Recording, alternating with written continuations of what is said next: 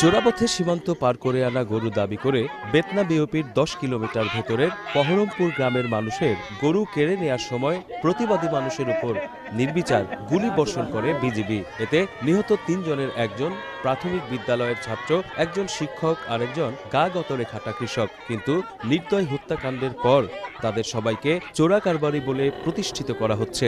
তবে এই অপবাদ মেনে নিতে রাজি নন নিহতের আত্মীয়, অনাত্মীয়রাও।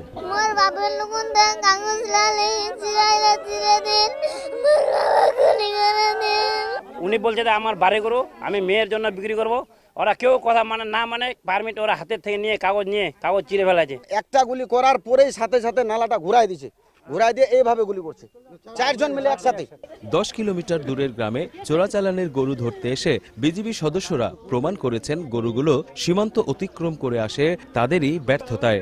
নিজেদের দায় নিরীহ গ্রামবাসীর ঘাড়ে চাপানোর এই চেষ্টা দুঃখজনক বলে মনে করেন সীমান্ত গ্রামের মানুষেরা। সীমান্তে যারা বাস করে তারা খেটে খাওয়া মানুষ, তারা কোনোদিন এইভাবে করে না। এই এলাকার মানুষ চোরাকারী না, ওরা আসে না এগুলা সাজানো কিছু কথা বলে আমাদেরকে ফাঁসাচ্ছে। মৃত্যু বেদনার, কিন্তু গরু চোরা কারবারির অপবাদ নিয়ে একজন শিক্ষক নবাবের মৃত্যু কেউ মেনে নিতে পারছে না।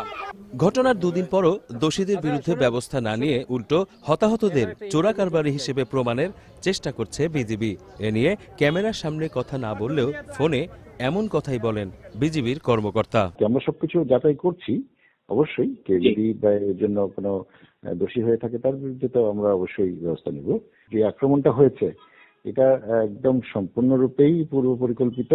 অবশ্য স্থানীয় সংসদ সদস্য কাউকে রাম রাজত্ব কায়েম করতে দেয়া হবে না উল্লেখ করে দোষীদের বিরুদ্ধে কঠোর ব্যবস্থা নেয়ার আশ্বাসের বাণী শোনান। আমিও কালকে মাননীয় প্রধানমন্ত্রীর সঙ্গে আলাপ করেছি এবং আমি আশ্বস্ত হয়েছি যে এটার ন্যায্য বিচার হবে। এই ঘটনা যখন ঘটে তখন আমি ঢাকায়, এবং ঘটনা যখন ঘটতেছিল আমি খবর পাওয়ার পরে মাননীয় স্বরাষ্ট্রমন্ত্রীকে আমি বলেছি, টেলিফোনের মাধ্যমে আলাপ হয়েছে, উনি তখন ছিলেন সখীপুরে মাননীয় প্রধানমন্ত্রী সহ। তারপরে পরবর্তীকালে যখন ঢাকায় আসে আমি মাননীয় প্রধানমন্ত্রীর সঙ্গে দেখা করেছি, স্বরাষ্ট্রমন্ত্রীর সঙ্গে আমার আলাপ হয়েছে, এবং এইটা আইনানুগ ব্যবস্থা যা গ্রহণ করা দরকার এটা তদন্ত হবে। তদন্ত করে এটা যারা এই ঘটনার জন্য দায়ী তাদের উপযুক্ত বিচার করা হবে, এবং তার সঙ্গে সঙ্গে যারা আজকে এই ক্ষতিপূরণের কথা বলা হচ্ছে এবং ওই 3টি পরিবার যে পরিবারের সদস্যরা আজকে শহীদ হয়েছেন তাদের যাতে তার যোগ্যতা অনুসারে চাকরির ব্যবস্থা করা হয়, এই ব্যাপারে আমি সরকারের পক্ষ থেকে আমি নিশ্চয়তা প্রদান করছি। ইনশাআল্লাহ এই ব্যাপারে আমি আমাদের মাননীয় প্রধানমন্ত্রীর সঙ্গে আলোচনা করে আমি এই 3টি পরিবারের জন্য কমপক্ষে 3 জনের চাকরি আমি ব্যবস্থা গ্রহণ করব ইনশাআল্লাহ। যারা এই অতি উৎসাহী হয়ে আজকে এই সাধারণ কৃষক এবং গ্রামবাসীর উপরে অত্যাচার, ছাত্র এবং সবার উপরে যে অত্যাচার এবং হামলা হয়েছে, আমি এই ঘটনার প্রতিবাদ করছি, এবং তার সঙ্গে সঙ্গে এইটা যা কিছু করার আইনানুগ ব্যবস্থা গ্রহণ করার জন্য এই জন্য প্রথমে আমি উপজেলা নির্বাহী অফিসার ওনাকে বলেছি, ওসির সঙ্গে আলোচনা হয়েছে, আমার এসপি সাহেবের সঙ্গে আলোচনা হয়েছে, আমি জেলা প্রশাসক মন্ত্রীর সঙ্গে আলোচনা করেছি, এবং ওনাকে আমি সঙ্গে সঙ্গে ওখান থেকে পাঠিয়েছি। উনি তদন্ত করে এখান থেকে গিয়েই আবার আমার সঙ্গে টেলিফোনে উনি আলাপ করেছেন, এবং আমিও কালকে মাননীয় প্রধানমন্ত্রীর সঙ্গে আলাপ করেছি, এবং আমি আশ্বস্ত হয়েছি যে এটার ন্যায্য বিচার হবে এবং এনাদের যে দাবি এই দাবি মোতাবেক ব্যবস্থা গ্রহণ করা হবে। আপনার ধন্যবাদ।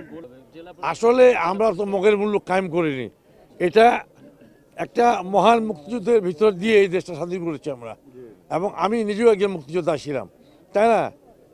এখন আমাদের সেই যুদ্ধে যাওয়ার বয়স আর নাই, তাই না?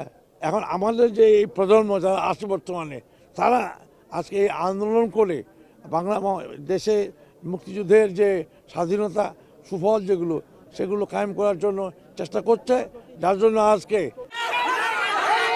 গত মঙ্গলবার চোরাচালানের গরু সন্দেহে বিজিবি হাট লাগোয়া হুকুম আলীর বাড়ি থেকে গরু নিয়ে যাবার সময় তাদের পরিবারের সদস্যদের সাথে সংঘর্ষে এক পর্যায়ে বিজিবি গুলিবর্ষণ করলে হতাহতের এই ঘটনা ঘটে।